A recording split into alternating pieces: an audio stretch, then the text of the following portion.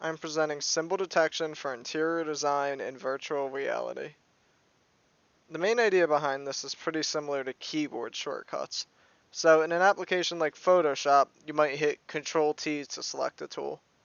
In this, you draw a symbol like a square or a circle.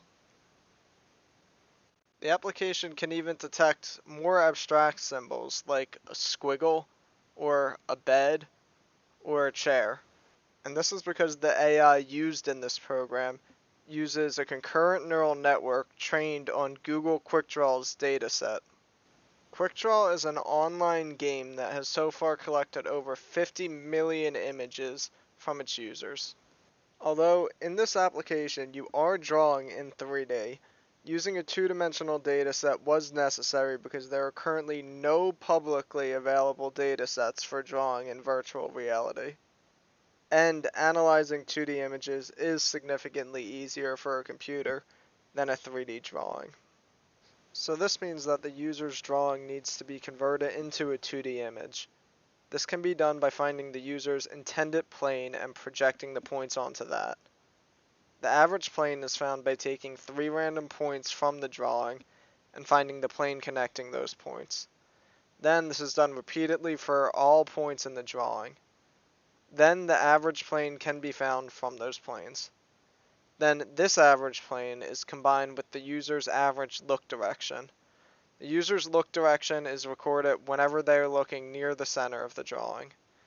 This data is then averaged and combined with the previously found average plane. Less emphasis is placed on the look data if they look near the center less. Now that we have the user's intended plane, we can plot the points into a 28 by 28 matrix. This matches the format of the images from the QuickDraw simplified dataset, but Unity can only record the user's hand's location once a frame, so this tends to leave empty gaps in the matrix where the user intended to draw. This is then corrected by estimating the location of their hand in this time. What is currently being shown is the undo and redo tool.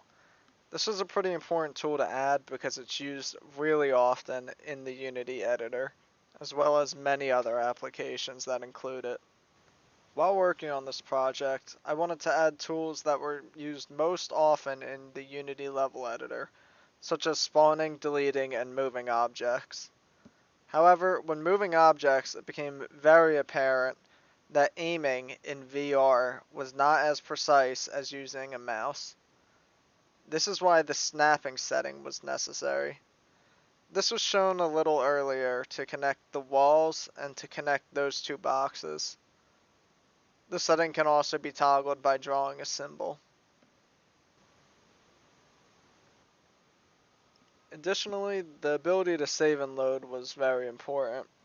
When clicking on one of the save slots, it goes through the level and serializes all of the props and saves them to a plain text file. This can then easily be backed up, renamed, moved, and reloaded. This system makes it easy for users to make sure that they never lose any work. As this application got further in development, more and more objects were added to the spawn menu. It soon became evident that categories would be needed to help keep them sorted. But after a few categories were added, it felt like shortcuts would be useful to navigate through the categories. For these category shortcuts, the drawn symbols actually represent the categories. This is where Google QuickDraw helps a lot. Its dataset contains thousands of different users' drawings of things like floor lamps, so it's likely to understand your drawing of the floor lamp, no matter how you choose to draw it.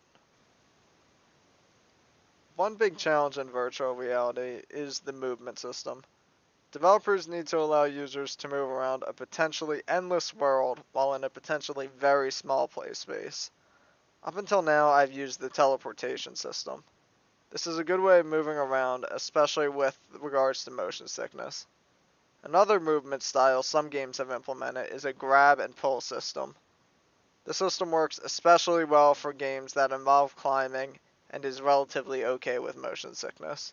This application allows users to toggle it per hand, allowing some users to fly.